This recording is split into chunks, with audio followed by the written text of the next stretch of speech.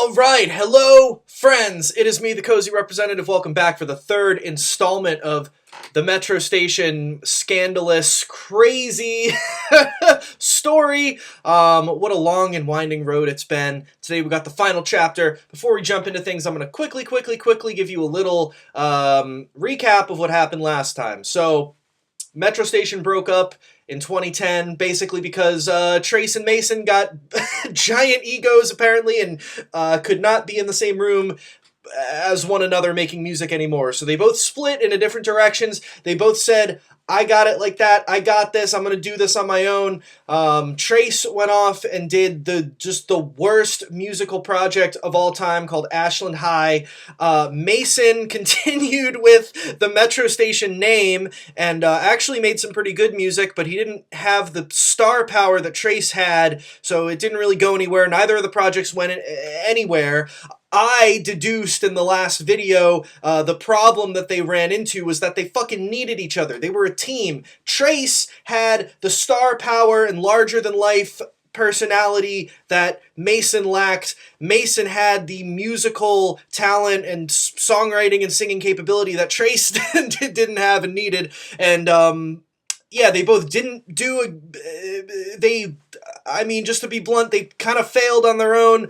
And so around 2013, 2014, where we left things off last time, they both realized this themselves and they said, hey, we got to get the band back together. So coming in hot in this video, we got a 2014 Metro Station reunion. That's where we're picking it up from. Before we jump into things, just to get it out of the way now, I do want to say thank you to all these lovely, beautiful human beings who support this channel over on Patreon. If you want to keep this train a-chugging and get some cool bonus content and be part of the Cozy Representative squad or whatever, I don't know, head over to the link in the description, patreon.com/thecozyrepresentative, and you can get your name right on here in the next video. And thank you very much to these people once again. You make the magic happen. And with that, onwards with Metro Station Part 3. Let's go.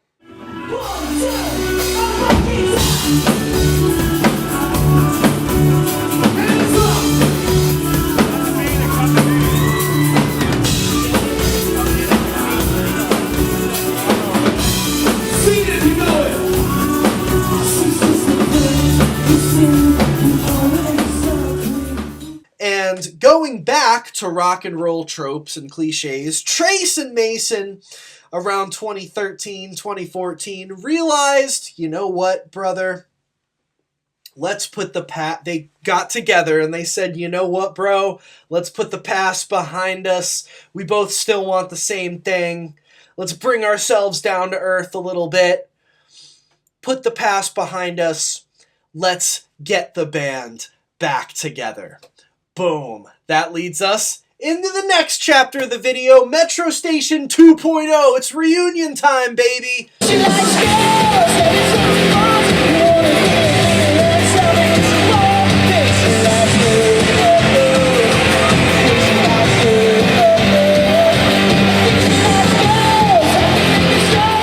Let's talk about how you guys got back together. You know, what kind of happened? How you guys decided? It was a gloomy day in October, and Mason hit me up on the phone, and he just said he missed me, and, you know, let's try to make a song together. And we got in the studio, and it just felt natural. You know, we started making songs constantly, and here we are. People think we just got back together, but we started doing this October of last year. So we've been recording for about a year, shooting music videos, just getting, you know, everything prepared properly. So yeah, just, you know, I think I really missed him, and I missed the music we made together, and, you know, it just felt right. And you know, we're partners, we're buddies. Sure. So. I mean, I know both of you were kind of pursuing other projects at the time, but you, I guess, were still missing Metro Station in the midst of all of that, huh? yeah, well, I started Ashland High, my solo project, and Mason, he continued with the Metro Station name, and then, you know, neither of us really had the success we wanted with our solo careers, and we just wanted to give the fans what they want, and that's us together. So Yeah. Let's see you know what's fun about this, about the OG, or not the OG, the Metro Station 2.0 reunion, is this was like still pre emo night. I'm going to preface this whole rest of the video by saying when Metro Station got back together in fall of 2014, we were still a couple years away from emo night happening, you know, because in the last few years, we've been in this period of, you know, the whole 2000s emo thing. There's a nostalgic, it became old enough to be looked at as retro, and now it's cool and like, again, in like a new nostalgic way, right? This, 2014, this was like way before that. This was still when all the emo kids were trying to pretend,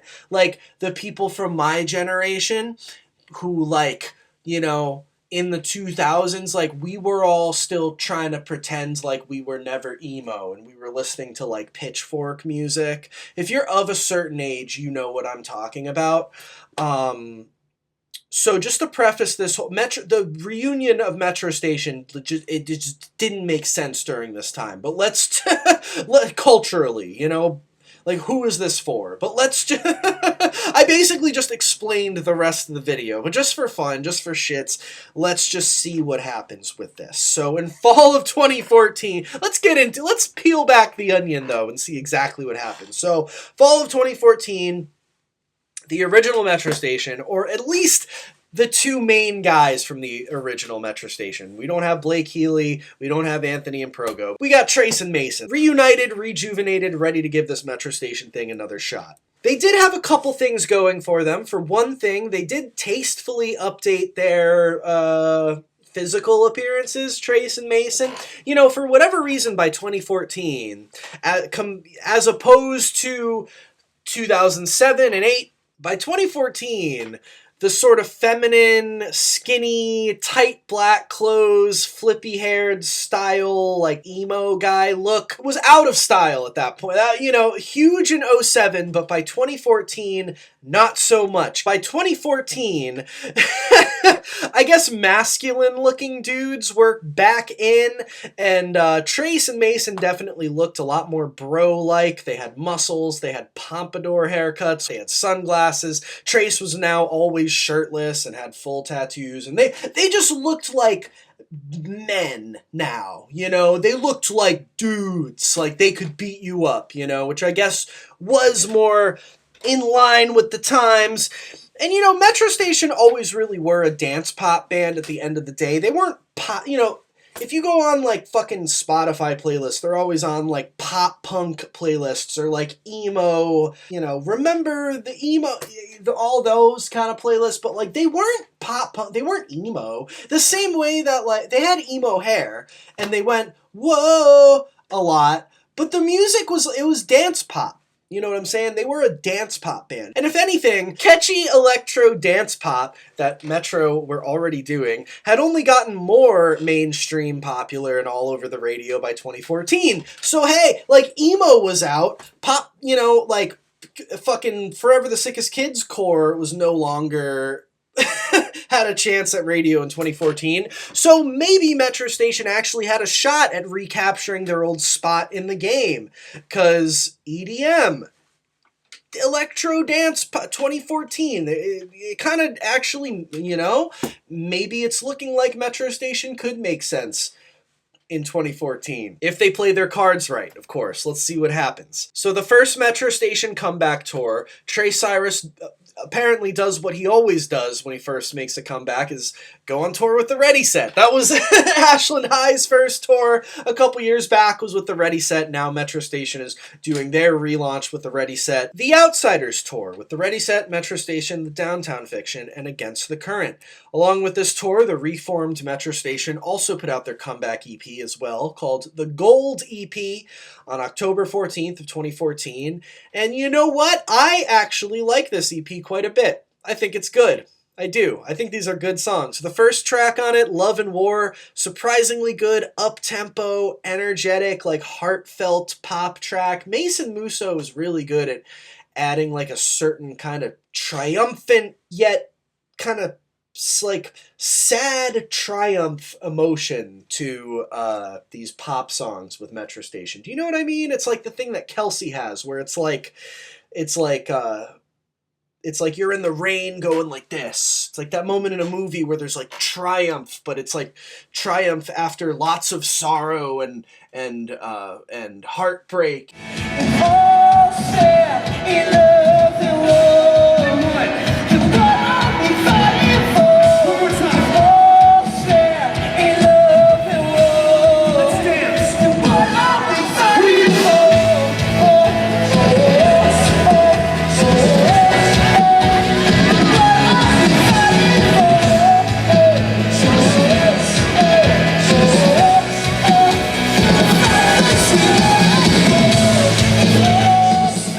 It does definitely sound more modernized, more in line with contemporary mainstream pop of 2014, and you know, definitely something different from Metro Station, but I think they did a good job on this track, Love and War. On the other hand, one of the singles on the EP, She Likes Girls, which, awesome title by the way, the song is literally about like, you know how there's that Weezer song, Pink Triangle, where it's like, she's a lesbian and Rivers is all sad about it. This song is like the same starting point, but the message of the song is actually like, oh, that's cool. She likes girls. Like, go do your thing. Like, right on, sister. Like, she, you know what I mean? She's into girls and she's not into me, and she should do her thing. Like, it's a weirdly like progressive, like like it has a weirdly good, like non-problematic message behind it, I think. She Likes Girls. That's okay. I think she likes girls. Every time she wants, you wanna get real and tell me what you want. I think she likes girls. I think she likes girls. I think she likes girls. Another surprisingly really good song musically too. Definitely harkens back to the original sound of Metro Station on this one. I think She Likes Girls, it almost sounds like an updated version of Shake It or something. It has a similar vibe there. I swear, this EP is like a lot better than what you'd expect out of a 2014 Metro Station release. Yeah, solid songs. I don't know. I like this thing. Gold. Like, I listen to it for fun in my own time, you know? I really do. I enjoy it. This EP and just the whole return of Metro Station in general was actually met with a fairly positive reaction in the Warped Tour world, as far as I can remember. You know, this EP was met with kind of moderate scene level success. It didn't like blow up like crazy, but it was like, oh cool, Metro Station are back. That's fun. Either way, the Metro Station reunion was going good so far. After the Ready Set tour in the fall of 2014, they did some headlining tour dates in spring of 2014 with Say We Can Fly. After that, it was summer 2015 on the Vans Warped Tour. The band, listen, as much as whatever I've had to say about Trace Cyrus in the part 1 or earlier in this video, I gotta give him props. He's worked on his singing voice a little bit. He sounds better now. He does. He's able to hit real notes. He's worked on his shit a bit. He sounds better. I'm gonna give him that. He does. Good for you, Trace. That's, you know, fuck yeah, bro.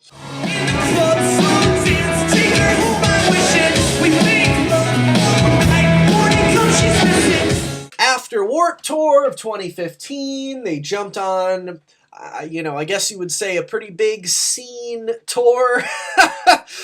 In the fall of 2015, the Supervillains Tour, headlined by Falling in Reverse with openers Attila, Metro Station, and Assuming We Survive. Cover your drinks, ladies, at a show like that. Do not leave your drink uncovered and unwatched at the bar at a lineup like that. And then and then onwards into early 2016 with a tour opening for Never Shout Never alongside fellow openers Jewel Vera and Waterparks. I think this is a great match for Metro Station. In 2016, though, it's like, who's this really for, though? Never Shout Never and Metro Station in 2016? That's so, like, behind, you know? Behind the times, y'all. What fucking year is it right now? That being said, after this is where the water does get a little murky for the potentially promising Metro Station reunion era. Alright, guys, strap yourselves in. we're about to have some fun. So in my eyes, there were like two specific things which really kind of shot Metro Station 2.0 in the foot, if I could narrow it down to two. Aside from the whole overarching thing I was talking about of like, how does Metro Station make sense in 2015? Who is this for? How are we going to reinvent ourselves? It's too early for nostalgia shit. You know, how do we fit this into culture at the time? They kind of weren't doing a very good job at that. So that's I guess a third thing, but let's look at two specific things that happened. So the first specific instance would be their comeback full-length record, 2015's Savior. Yes, Metro Station self-released their second overall full-length record in 2015, a whopping 18-song-long behemoth. And besides a handful of fun, catchy dance pop tracks, this thing overall is like a bloated, way too long collection of uninteresting, what sounds like Maroon 5 outtakes from 2012. Like, not even good enough for Maroon 5. Songs that Maroon 5 in payphone era were like, even they were like, nah, this isn't cutting it. To top it all off, you've got like the ugliest, just the tackiest looking album cover of all time. Like, is this album cover not just ugly and like lazy? Like, you have coming up with an album cover, there's so many directions you could go in, so many cool ways you can visually try to represent the songs, and you go with this. Really? Okay, look, maybe I'm being a little bit harsh. Am I being a little too glass half empty right now? I'm gonna level with you. This album, I remember when this came out, I saw, it was 2015, and I saw the tacky album cover, I saw that it was 18 songs long, and I thought about all the other music that I was listening to in 2015, and I thought to myself, there is absolutely no way that this album is going to be any good. It's not even worth my time, and I avoided it. I've never listened to this album until about a few weeks ago when I was working on this video that you're watching right now. I sat myself down. I actually looked in the mirror and I said, all right, I guess my time has come. The time in my life for me to finally give the time of day and sink my teeth into Metro Station's 2015 full-length Savior has come. Let's do it. Let's push play. So I put on my headphones, and for the first time, I listened. And I've been listening. I've taken the time to digest this album and not just listen to it once and be like, that's my opinion.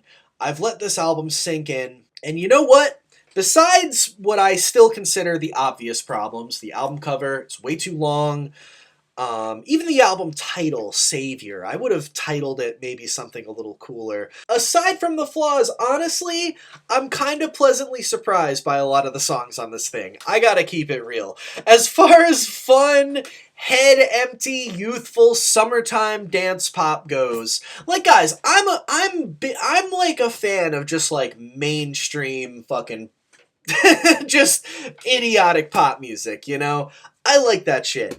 And as far as that goes, there's some genuinely good songs on this album that like really scratch that itch, and some songs that surprisingly go above and beyond. There's the occasional bop, there's the occasional vibe. I'm just gonna tell you the songs that I like. The opening song, the title track, Savior, it's a banger. Just a great fucking dance club pop track. It's got a cool chorus, the pre-chorus really gets me hyped. Good song. Can stop us. I can tell you what I'm saying when they turn the music down, when they turn the lights up, when they close the club down. Track 6, Give Me Your Love, my favorite song on the album, easily. This is just a fucking good, this is like Mason Musso just at his best, It's like, it's almost like this tearjerker, emotional, vibey pop track. It's kind of the Kelsey of this album. It has that same thing I was talking about, that triumph in the rain, that kind of vibe that Mason does so well. Give Me Your Love, Metro Station. I really like this song. Just give me one more night. Give me your love, give me your love, give me your love.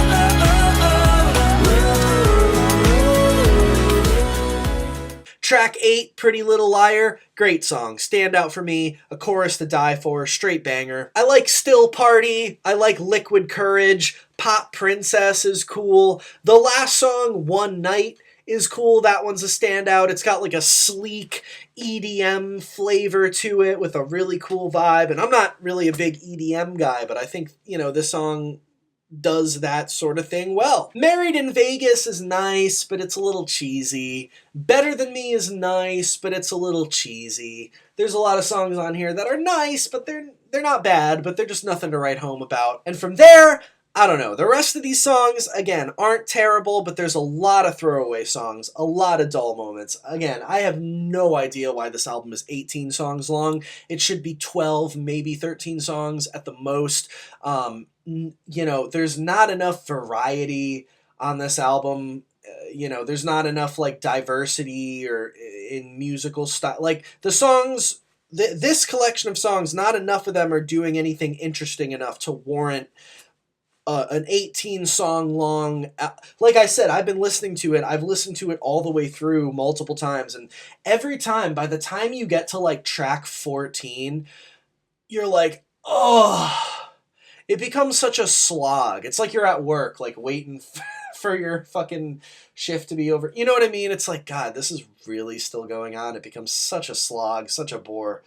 But there are nice moments. I'm pleasantly surprised. But what I'm getting at with this, that's my little 2 cents. What I'm getting at with this album is most people, even the people that did, I think, check out their 2014 EP Gold and were interested in the Metro Station reunion or whatever, 2.0, had the same reaction that I did to this album in 2014, and we're just like, you know what? Metro Station 2.0 is not happening. This album just, I don't know, it didn't have a big hit single. Metro Station still just didn't make sense in 2015. And, this album is a big vibe of like, who is this for exactly? Besides like me making this video right now. Like, who, there's some nice songs, but needless to say, this shit did not blow up. It did not become really big. It did not breathe any breath of new life into Metro Station. No hits. Sorry, guys. It was a flop. Savior, flop. Sorry, Metro Station. And the other thing that happened, just going to cut straight to the point. I don't know how many of you guys remember this. There was a feud between All Time Low and Metro Station. Just going to cut straight to the point. I'm not going to draw this out. Scene drama. All right, get ready. Let's get into it. So I know that since 2015, public opinion has somewhat shifted.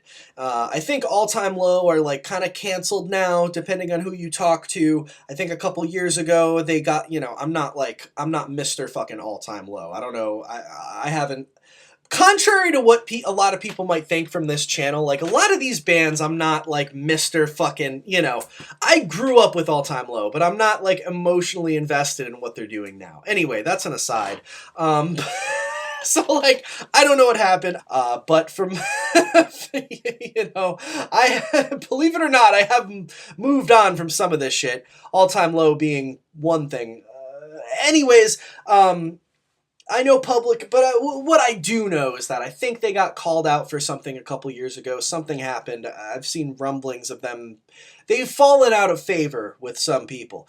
But in 2015, however many years ago that was, All Time Low were not canceled, and at the time, they were actually as far as the scene was concerned, a very loved and well-respected band. In 2015, the same year which Savior hit the shelves, Alternative Press magazine, the infamous and now legendary underground / alternative music magazine, which every scene kid in the world had a subscription to growing up, hosted a music awards show of their own called the APMAs, the AP Music Awards. And in 2015, Metro Station attended, and at one point in the middle of the show, they ran up on stage, Trace and Mason, I guess to present an award or something. I don't think they won anything, but they were presenting an award. They ran up on stage. Trace is shirtless, and he's got sunglasses on. Again, he's got the, like, white Wiz Khalifa look going on here. And, you know, they run on stage. The crowd is cheering. Woo! Metro Station. Or they, like, the crowd, like, just starts cheering. Like, they just begin to start cheering. And Trace comes up there, and with a serious look on his face, he's not given any sort of, like, what's up? Like, he's, like, stern.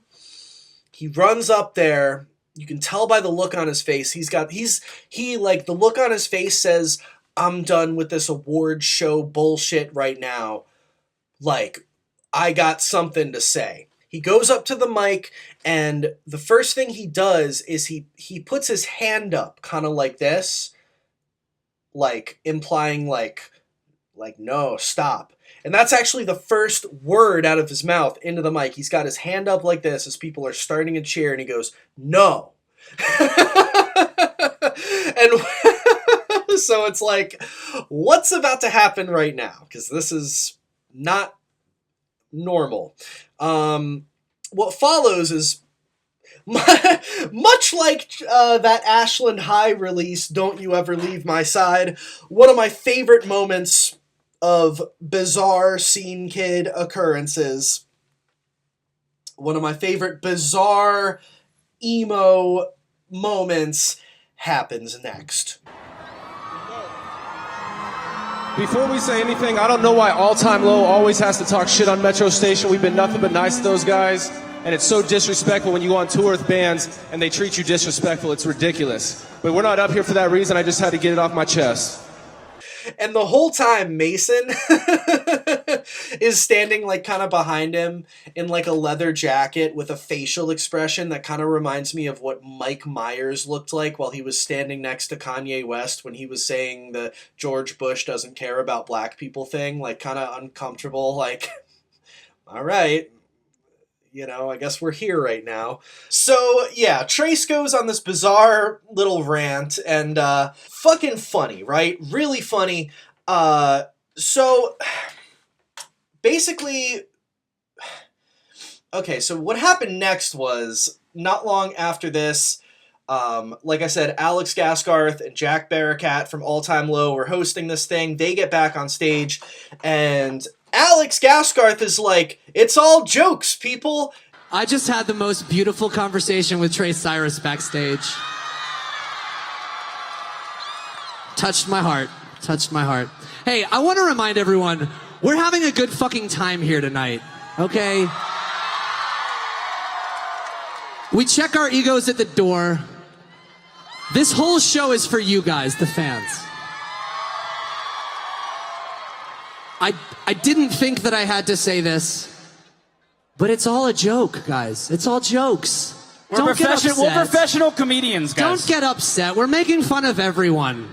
Because here's the thing. The way that Alex Gaskarth was kind of trying to spin this, and what a lot of people thought, was that the reason that Trace went on this rant was because in the beginning of the award show, Alex and Jack did do this like 8-minute long monologue, kind of poking fun at different bands, kind of, you know, being goofy. And I think Metro Station were brought up there, and it was this funny thing. And that presumably is why Trace said what he said. So then Alex comes on and is like, it's all jokes, guys. We were just kidding. So the thing here that actually kind of rubs me the wrong way, that makes me, so people, if you can imagine at this time, people were like, yo, Trace Cyrus is a douchebag, Alex Gaskarth is the man, we love Alex Gaskarth, why is Trace Cyrus creating drama? If you're a real fucking in-the-cut motherfucker like me, I'm just gonna say it, if you're a fucking OG like me, so you remember back in the day, okay, guys, I don't have receipts for this, so take this with a grain of salt, okay?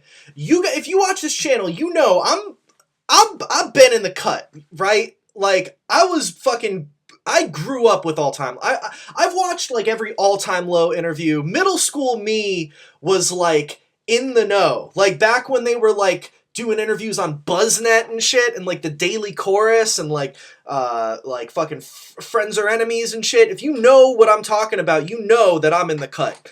I don't have receipts for this because, well, let me just say what I don't have receipts for. I remember back in the day, All Time Low used to like, I wouldn't call it like blatantly talking shit about Metro Station in interviews, but Metro Station was like a punchline for All Time Low in interviews. Like they would always kind of like subtly jab and like poke fun at Metro Station, and it was very easy to deduce that they didn't really like Metro Station very much in these interviews. And it was like, I remember it. It was like a consistent thing in their interviews. They would always kind of like joke around about Metro Station being not a good band. I don't have receipts for this. In a perfect world, right now, I would play a little video montage of like a bunch of different examples of All Time Low bringing up Metro Station in interviews. I tried to put this together. You know, one night I was sitting on my couch trying to, I started watching a bunch of old All Time Low interviews, and I got through a few of them. I didn't find any Metro Station references. I could have kept going, but frankly, guys, I'm just going to be honest with you. I'm going to just level with you here. Frankly, I don't make enough money from these YouTube videos to justify spending an evening or multiple evenings watching All Time Low interviews from 2007 in full, because frankly I'd rather shove ice picks up my fucking toenails, because I don't know if you guys have revisited any of their old interviews recently, but it's like trying to watch old Shane Dawson videos or something. It's so annoying. So I'm sorry, guys. I don't have any receipts for like the All Time Low used to kind of talk shit about Metro Station and interviews thing.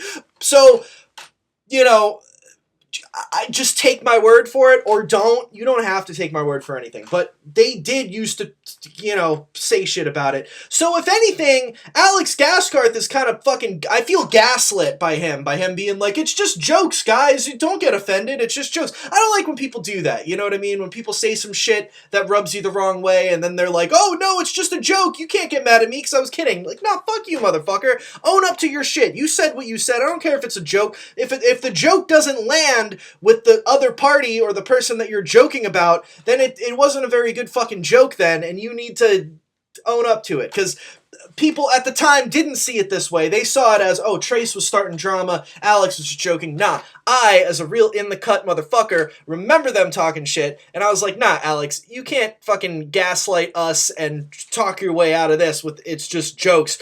Trace had reason, in my eyes, to call you out. Anyways, so apparently after this, there was, or before Alex came on stage and gave his "It's Just Jokes" thing, apparently Trey Cyrus tried to fight him backstage, which the young fans of All Time Low did not like at the time, or did not find it very cool. I actually think that's badass. I think, if anything, especially kind of, you know, I don't know, man. I think if there's anybody who deserves to get like a punch in the face from Trey Cyrus, it's probably Alex Gaskarth. I'm pro Trey Cyrus trying to fight Alex Gaskarth. I'm sorry, I just am. You know what I mean? I do think Trace was sticking up for himself here, and you know, Alex is talking some shit. Anyways, I don't care if that's a fucking problematic, unpopular opinion of mine. I think Trey Cyrus is a badass, and I don't know. Again, I feel a little gaslit by Alex Gaskarth and his little, it's just jokes, guys. Like, anyway, so Alex did, I think in some sort of interview after the APMAs, he got asked about the situation with Trace and him trying to fight him and all this shit. Here's what Alex said. Quote, I don't know exactly what the question is. I'm assuming it's like, what was the problem? What was Trey Cyrus's problem with you? He says, I don't know. I don't fucking know the guy. I don't care. It sucks the way it went down. I think 5 years ago, 6 years ago, I said some dumb shit about that song Shake It because I didn't like the song. I thought it was annoying. I have a big dumb mouth and I say things like that. Who cares? Who cares that I said that? I'm going to interject here. He's all, oh, I might have said something. No, motherfucker, you were saying all types of shit about Metro Station in interviews. I remember it. I might not be able to find it right now because I'm not trying to watch your fucking dumbass interviews. But I remember, and, who cares? Who cares? Trey Cyrus cares. Metro Station fans care. You know what I mean? You can't go around. Imagine if I, in these videos, like, started talking shit about some other YouTuber, like, subtly. Just, like, kind of dropping jokes about some other, like, YouTuber who's, you know, someone else in the game, and then, like, they tried to call me out for it, and I said, no, I was just joking. Oh, I might have said something. I just don't really like him very much. Who cares? Nah, I would have to own up to my shit, because that's what fucking being an adult is. Anyway, yeah, Alex Gaskarth, I'm not really buying your fucking, I know all your little fans at the time were like, oh, Alex, he's so small bean, he, you know, no. Nah, motherfucker, at this point, I'm on Trey Cyrus's side of things, okay? You know, talk shit, get fucking your shit blown up by Trey Cyrus, motherfucker. Alright, let's see what else fucking Alex Gaskarth had to say. Who cares that I said that? The song went multi-platinum. He should have been like, well, fuck you, none of your songs have done that. He has that on me. Why would he be offended? Why would he be? Because you're... Alright. Let me just get through this. Why would he be offended? When we were sort of picking fun at them, we had a little jab at them on stage. We jabbed at a lot of people there. He just wasn't down and took it to heart and tried to fight me backstage. It says that was cool, but I'm imagining that's a typo and it said that wasn't cool. He walked off stage and I was standing there getting ready to do our next bit. I just heard from behind me, what the fuck's your problem, man? He's got his shirt off. I thought maybe he took it off because I don't know why anyone would go on stage at an award show without a shirt. But then I found out later that he was just shirtless the whole night. He's that kind of dude. He's a shirtless dude. We all know that guy. Okay, so that's all that Alex, I believe, said about this situation. And yeah, man, again, I mean, you want to know my take on this? Alex was talking shit. He had been talking shit about them for years. I remember it. You know, I mean, Trace, I think he's one of those guys who kind of like, he's not like small bean, like pop punk guy. He kind of thinks he's like a rapper, you know what I mean? That's where he's coming from. You know what I'm saying? He's like, if you say some shit about him, he's gonna fucking confront you. So that's what he's doing. So there was a hilarious video of, I guess, Trey Cyrus after he got kicked out of the APMAs for trying to fight Alex Gaskarth. And he's shirtless and he's in this parking lot and he's like, yo, like, he says, let me play it right now. He says a bunch of funny stuff. He also says one of my favorite quotes of all time, Metro in this bitch. Yo, no more talking shit from you bitch-ass bands. Anybody want to talk shit, let's get in a fucking boxing ring, sign a fucking waiver saying you're not going to sue my fucking ass, let's fight like fucking real men. Fuck you. No more of this fucking bullshit. Fuck off. We don't give a fuck. Metro in this bitch.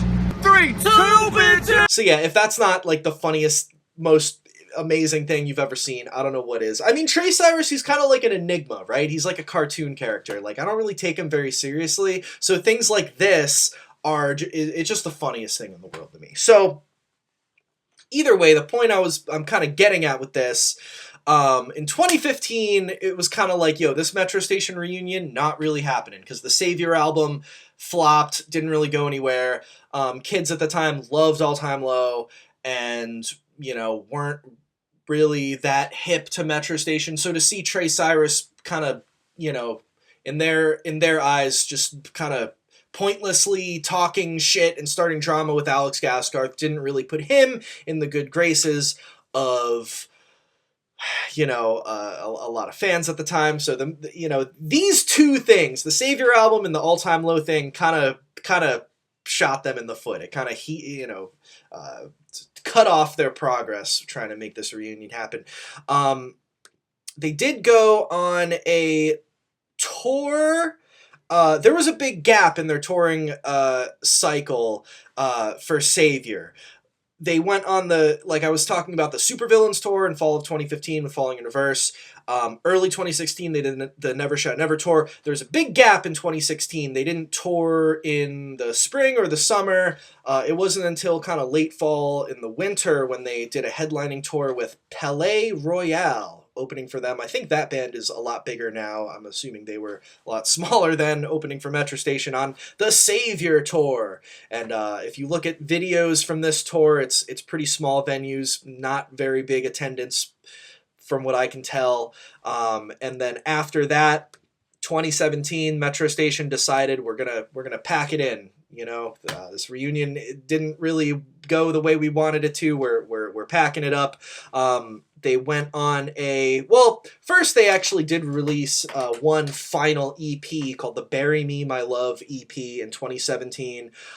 Much like the Savior album, I did not listen to this when it came out. I don't think I even knew about this when it came out, but I did listen to it in preparation for these videos, and I was pleasantly surprised by the songs, actually. It's a very emotional, kind of a darker, more low-key side of Metro Station, and actually really surprisingly great songwriting on this one. And there's a re-recording of a song called The Love That You Left to Die, I believe it's called, which I mentioned way back in the part 1 of this series, was a song on their first EP, The Questions We Ask at Night. They re-recorded for this final 2017 EP, Bury Me My Love, which I think is pretty cool. So they put out their last EP, and they went out on their final tour in fall of 2017, a year after the Savior tour. They did a 10-year anniversary tour for their first record, playing the self-titled all the way through, but it was also a 10-year anniversary farewell tour because it was their final tour. And that was the end of Metro Station 2.0. In 2020, actually, 3 years after this, they were going to come back again. They actually put out a song, Trace and Mason, called I Hate Society, which is kind of, it sounds pretty different from older Metro Station stuff, and even stuff in the first reunion that we just covered. It's kind of a fun, like, it's a dancey pop song, but it's like a different flavor of dancey pop that we haven't really heard from Metro Station. I'm sick of all this new technology, feel like it's killing me. I hate society. And they put out the song called I Hate Society, and they were talking about getting back together, but it didn't do anything more besides that one song. It was just that one song, and then they kind of went their separate ways. I don't know exactly why, but I think Trace and Mason had another, I don't know, I think they, as much as they kind of need each other in certain regards, it seems like there's just often unrest between the two. I don't know. I don't want to speculate. I don't know exactly what happened, but it was obviously something between the two, because Trace has a new band called Social Order, who I believe the drummer of that band is Anthony Improgo, original Metro Station drummer, which is pretty cool. Trace does make solo music now, which kind of sounds a little bit like stuff on the Savior album. He had an EP called Killing the Pain come out sometime in the last few years, so he's doing his solo thing. Mason has his new band, Social Order. Unfortunately, the third Metro Station reunion in 2020 did not pan out. I'm guessing due to, they put out the song I Hate Society, but I'm guessing there might have been still some friction between the two guys, and just didn't end up happening. And at this point, I don't really see another Metro Station reunion happening. If anything, I almost hope they don't reunite, because I don't know, guys, in this world that we're in now of like all the emo nostalgia, that is marketable now, Where We Were Young, When We Were Young festival and emo night, and which has been going on for a few years now, obviously, but I don't know, like, I almost think sometimes now it's almost like maybe a little bit more tasteful to leave it to rest. You know what I mean? Like, not every band has to have a reunion. You know, sometimes a band can just like, let's just protect the legacy, leave it as is. You know, just because there's money in nostalgia right now and a little bit of interest in nostalgia, this emo nostalgia shit might be gone in like a couple years. You know what I mean? People will be nostalgic for something else, and then the bands that reunited are gonna have a tough time trying to exist, you know, without nostalgia being profitable. I don't know. I think I think a lot of people like love when bands reunite, but I'm more on the side of like, sometimes I think it's cooler and more tasteful to like just leave it to rest, you know. You can maybe play a show every now and again and like have a nice little reunion that way, but like, you know, sometimes you don't need to make another record, you know. But either way, that's the end of the Metro Station story, guys. And frankly, I've had a lot of fun making these videos. I think Metro Station are, you know, a very fascinating band. I think Trace and Mason are funny guys. They're both enigmas to me, like cartoon characters, essentially. And I love the first Metro Station album. I like the Gold EP a lot, and I, you know, surprisingly found the Savior album surprisingly good. There's songs on that, like the song I was mentioning, what is it? Give Me Your Love. Let Me Get Some of Your Love. Give me your love. Like, that's a song I'm going to be jamming from now on. You know what I mean? I didn't know that song even existed. It's a bop, as the kids say. But yeah, I don't know. I think Metro Station are a very, just an interesting, funny thing that happened in the scene. And there's really no other group like them in the realm of Warped Tour neon pop rock. And I'm thankful that Metro Station exists. I don't know. I don't really know how to wrap this up besides what a long, strange journey it's been. So shout out to Trace and Mason. Yeah, shout out to all you guys for watching and tuning in. I love ya. Like I said in the last video, I'm going to try to be a little bit more active in the YouTube sphere. Yeah, got more shit coming up. I love you guys. I don't know. I'm just going to cut it off there. Thank you guys. Love you. It's been your man Cozy. Have a great night. I will see you again very, very soon. Peace out.